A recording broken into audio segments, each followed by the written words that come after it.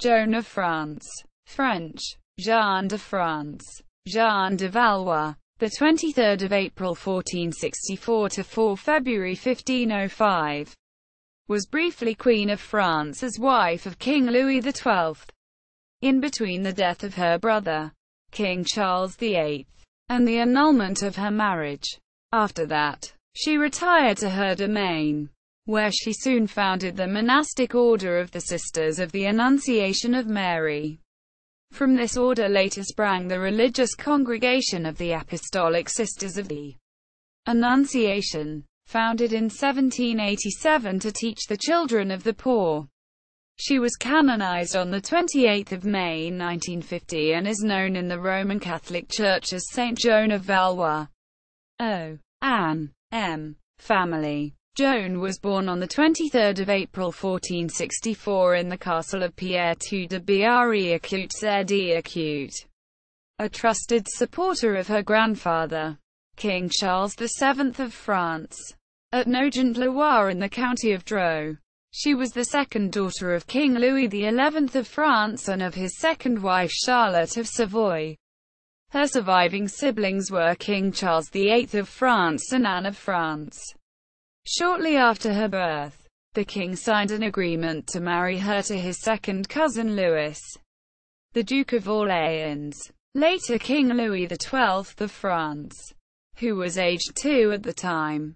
Jeanne was born sickly and deformed. In Women's Saints, Lives of Faith and Courage, Kathleen Jones says that Jeanne had a hump on her back and walked with a limp, suggesting that she had curvature of the spine. Often away on royal duties, King Louis entrusted his daughters, Joan and Anne, to the Baron François de Liniers and his wife, Anne de Coulon. The couple, who were childless, lavished affection on Joan, taking charge of her education. They had her taught both poetry and mathematics, painting, embroidery and how to play the lute. The couple were also faithful Catholics and instilled in the members of their household a solid grounding in the faith. At a young age, her father asked her to name the confessor she wanted. She gave him the only name she knew, that of Friar John de la Fontaine, guardian of the Franciscan friary in Amboise. The king approved her choice and appointed the friar to this post. Despite the distance between them, he would travel regularly to hear the princess's confession.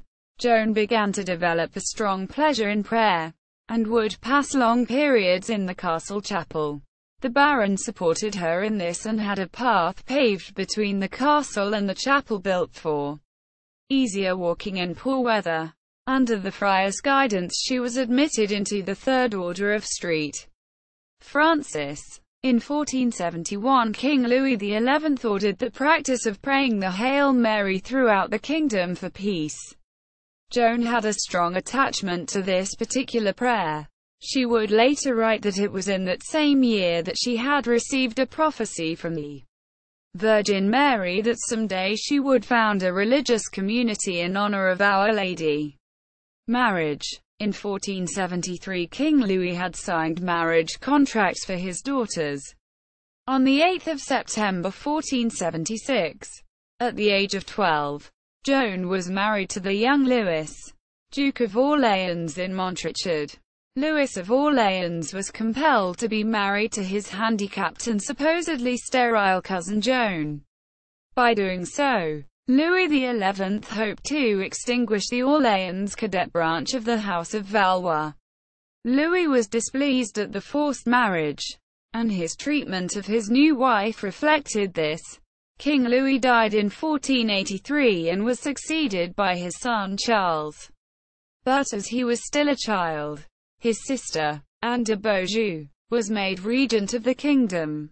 By 1484, the Duke had begun a series of military campaigns against the kingdom.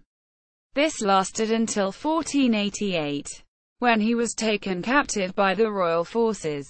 During this period, he fathered an illegitimate son, Michel de Bussy, who was later appointed the Bishop of Bourges. Joan administered his domain during his imprisonment. especially the Italian cities of Milan and Asti. Joan, imagining virtues in her husband that did not exist, exerted herself to mitigate his sufferings and to get to him freed. Duke Louis was released in 1491. Within a few years, he accompanied King Charles in his military campaign in Italy. When Louis ascended to the throne in April 1498 after the accidental death of Joan's brother, King Charles VIII, he appealed to the Pope to have the marriage annulled in order to marry the late king's widow, Anne of Brittany, in the hope of annexing the Duchy of Brittany to the French crown. In what has been described as one of the seamiest lawsuits of the age, Louis did not, as might be expected, argue the marriage to be void due to consanguinity, the general excuse for the dissolution of a marriage at that time. Louis argued that he had been below the legal age of consent, 14, to marry, and that the marriage had never been consummated due to her physical deformity, and provided a rich variety of detail as to how she was malformed. Joan, unsurprisingly, fought this uncertain charge fiercely, producing witnesses to Louis boasting of having mounted my wife 3 or 4 times during the night. Louis also claimed that his sexual performance had been inhibited by witchcraft. Joan responded by asking how, in that case, he was able to know what it was like to try to make love to her. Joan would likely have won, for Louis's case was exceedingly weak. However, Pope Alexander VI was committed for political reasons to grant the annulment. The Commission of Investigation appointed by the Pope established that the marriage with Joan was invalid for lack of consent and that it never had been consummated. Accordingly, he ruled against the Queen. The annulment was declared on 15 December 1498. Joan stepped aside, saying that she would pray for her former husband.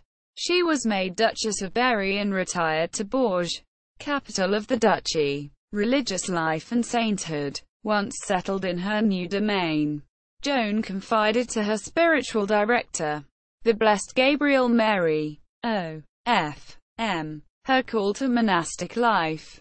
He supported her in this venture, and she began to make plans for the Order of the Annunciation of the Blessed Virgin Mary, a new enclosed religious order in honor of the Annunciation, the announcement to Mary by an angel that she would become the mother of Jesus.